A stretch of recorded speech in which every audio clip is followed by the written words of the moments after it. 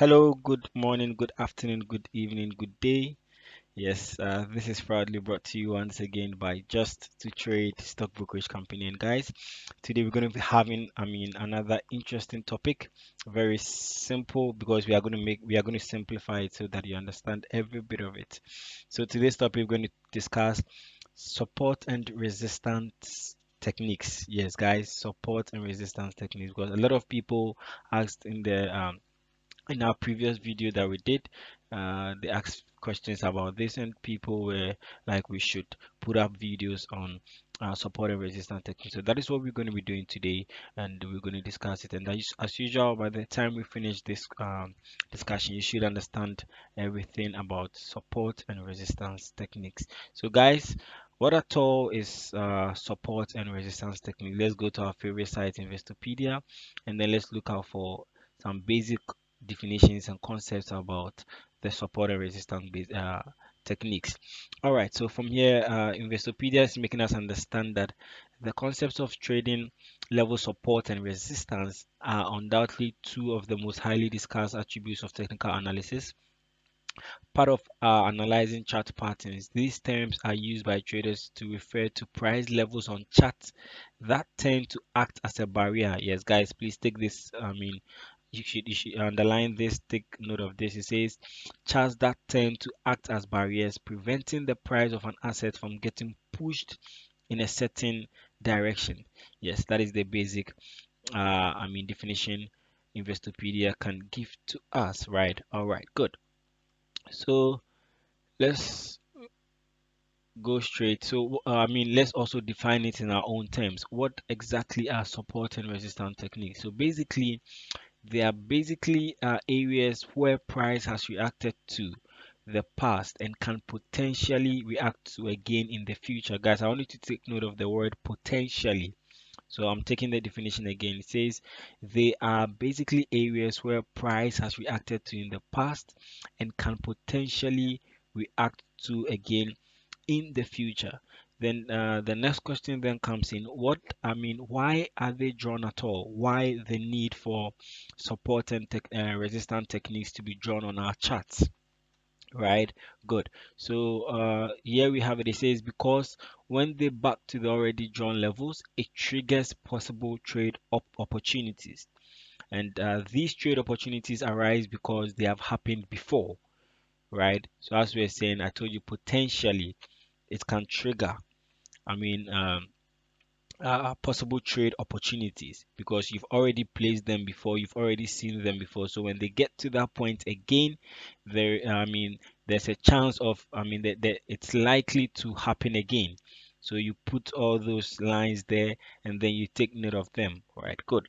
So when we talk about support and resistance techniques, there are some criteria we need to look out for, right? The things we need to look out for that will actually define it as a support or a resistance technique, right? Good. So the first criteria, but we'll just list the criteria now. Then we're going to see them on the chart so that we understand them. Well. So for the criteria, the first one we have is the swing high and the highest point price. Don't worry, we're going to show you all these. So the swing high and the highest point price. The second criteria, we have the obvious levels. The obvious levels where once you just see the chart, it should be obvious. You should see the obvious levels on the chart. And then the third, we have the drastic move away from the area. The drastic move away from the area. And then the last one that we're going to be discussing today, but later we're going to bring more your way. But for today, these are the four we're going to be discussing. And then the multiple rejections, guys, and the multiple rejections. So we're going to be seeing them on the chart soon so that we understand it better, right? So don't get confused, just stay tuned whilst we do that. All right, good. So,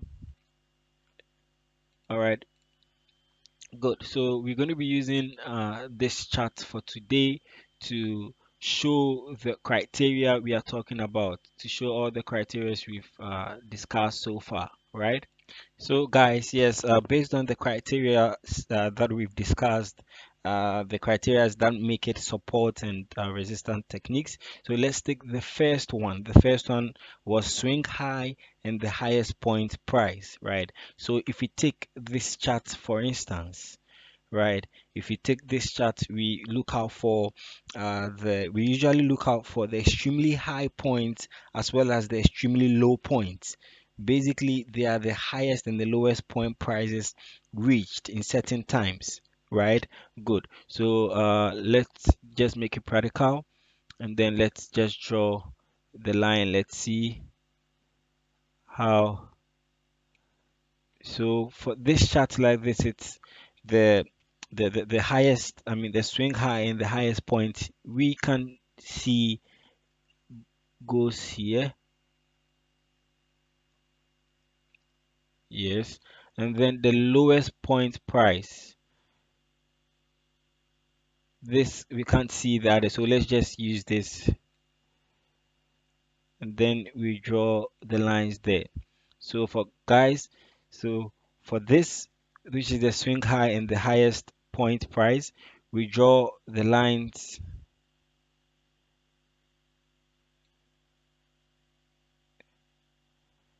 Okay, just like this. And then we also add this line. You can continue as well. So this is the highest and then this is the lowest point price. But guys, I want you to take note, right? When you are dealing with this, you don't just jump into trade conclusions.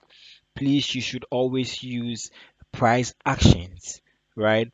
Price actions, right? So this is the first criteria which is to be met to make this a support and a resistance technique. So we've seen the swing high and the highest point price, which is the points, the extremely high points, and then the extremely low points.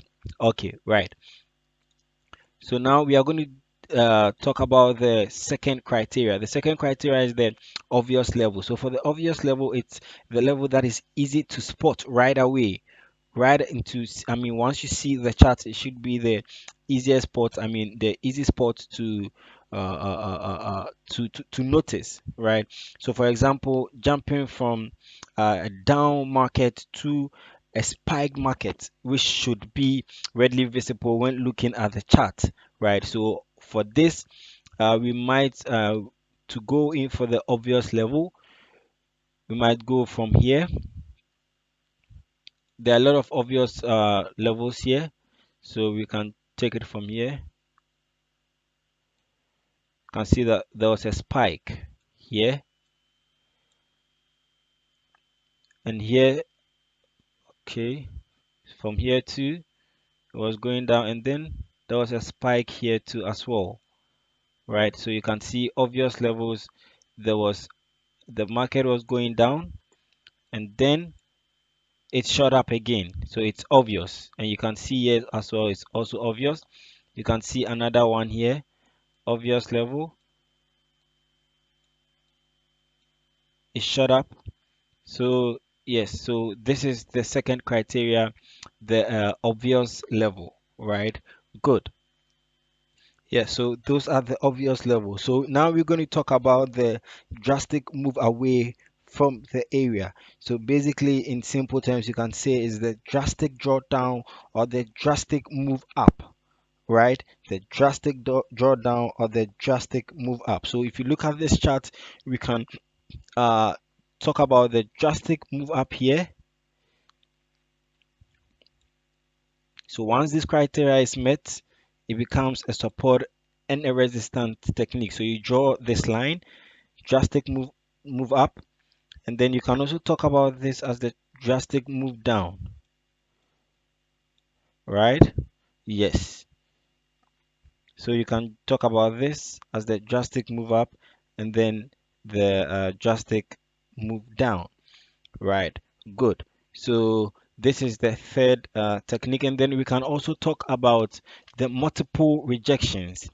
There are actually, I mean, other more criterias a level can fulfill to make it support and resistant techniques, but then the level doesn't have to fulfill all the techniques we are talking about. No, once it's able to fulfill one or two or three, it is good to go as a resistance and as a support and resistance techniques. So a technique. So for the multiple resistance, we're going to give example as it's coming.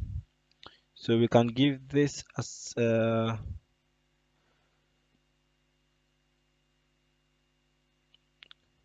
we can give this as the first resistance, and then it shot up again, right? So there was a drawdown here, it came down, and then it shot up again. So excuse the guys, sorry for the lines.